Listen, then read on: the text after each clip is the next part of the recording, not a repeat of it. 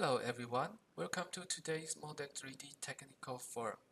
My name is Marcus Soup, Account Manager of Moldex3D EMEA team. Today we are going to talk about the historical result plotting for multiple time steps. In Moldex3D, if we want to see the historical result for certain point, we need to create the sensor node in the pre-processing. So in the result, historical curve or sensor node 1, the pressure, okay.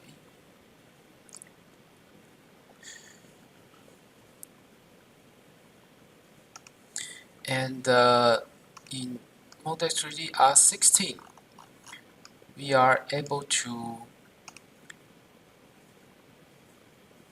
draw the historical result by, okay, I will turn off sensor node,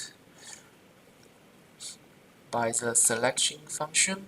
For example, okay, this one, and here you will see an extra options, show multiple time steps.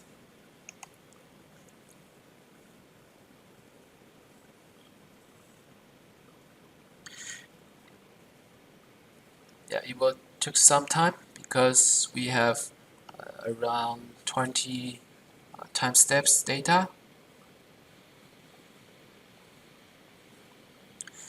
Okay, so this one you can see, yeah, just the point data, and we have each time step result for this select node.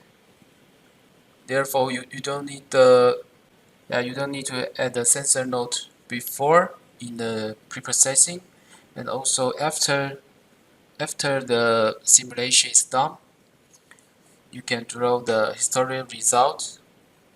Depends on how much time steps you have.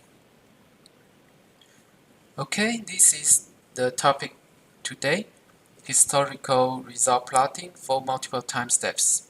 If you have any question, please send to support.eu@moldex3d.com. Hope to see you again. Don't forget to subscribe. Bye bye.